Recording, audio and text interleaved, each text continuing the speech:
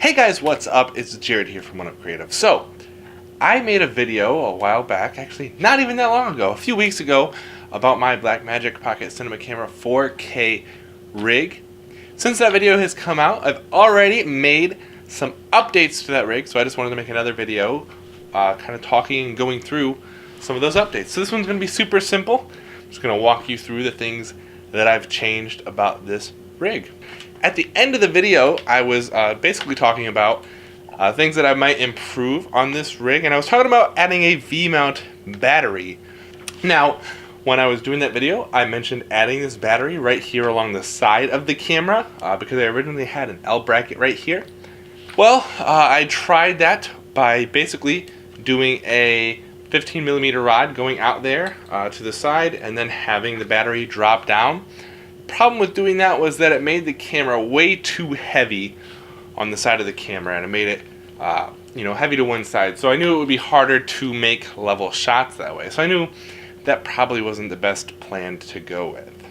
So what I ended up doing was actually mounting the V-mount system right here over top of the center of the camera. What I did is I have this 15mm rod attached to a bracket that's right on the front of the top handle. That way I can just fold the mount battery right over top of here, and the reason I did this is because it keeps it basically right over top the center of the gravity for this camera. It's not too high, it's not too far back, not too far to the sides, so that you can still really easily handhold this camera, which is something important because when you're doing run and gun shots like we do with this camera, you really want to hold on to the ability to just handhold the camera a lot. This V-mount battery here, this is a 90 watt-hour battery. This thing runs you about $100, and you should be able to get about 2.5 hours of battery on this. So what we actually decided to do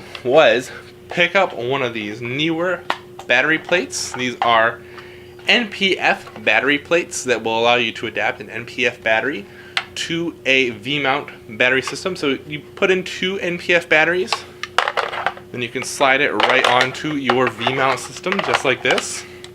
And then you're able to just take a battery like this, NPF 970. You grab 2 of these and then you can slot them right in here. And this setup with 2 of these batteries will give you 135 watt hours. So a good amount more than this 90 watt hour battery. And while one of those batteries will run you $100, both of these batteries in the pair will run you about $35. So you can get 135 watt hours with these for about $35, or 100 watt hours for $100 with this battery. So we decided to pick up a couple of these because it would be the more economical way to get good battery life. So I actually have 4 of these batteries, so 2 pairs, as well as this battery. So that should be good to get me through a full day of shooting, like 8 and 9 hours of camera on time easy with no problem. So should be enough to get me through a full day.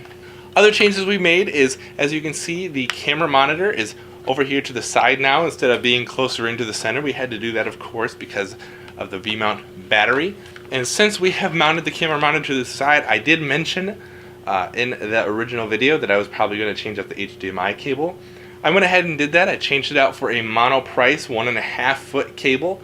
It's really nice and thin, and works great in this system, and it's definitely going to be a little more durable than the cable I had in there before. I did have an L bracket on the side here. As you can see, that L bracket is now gone. I have since replaced that. What we decided to go ahead and do actually is put this little metal handle on here. It's just a very basic metal handle, but the reason why we did this is because that way we have all of the 1/4-20 holes open on the bottom, and then we can still use this handle as a good mounting point and a good wrist rest point when we're doing handheld. So it still functions for both of those things, as well as that paired with the magic arm for the monitor here still does well to protect the cable. So everything is still nice and protected. The final change that I have made to the rig since then is the camera comes with a mini XLR port built into the camera. So what we have done is we've added the ability to record audio by adding a mini XLR cable to XLR adapter, which just stays right here underneath our V-mount battery, And you can see the adapter itself is detachable, so if we don't want it on there, we can take it off. But it's there so that we can always have a full-size XLR available on the camera at all times to plug in microphones and things and run audio directly into the camera. And I have it set up in the camera's software to where one channel will be recording from my XLR input and the other channel will be recording from the in-camera audio. That way I'll have both channels as a backup so that the in-camera audio will be there in case something goes wrong with this XLR audio. But with that said, that is about it for this camera rig, guys. Hopefully you got something from it. Hopefully it kind of improves on what I had going before on my rig.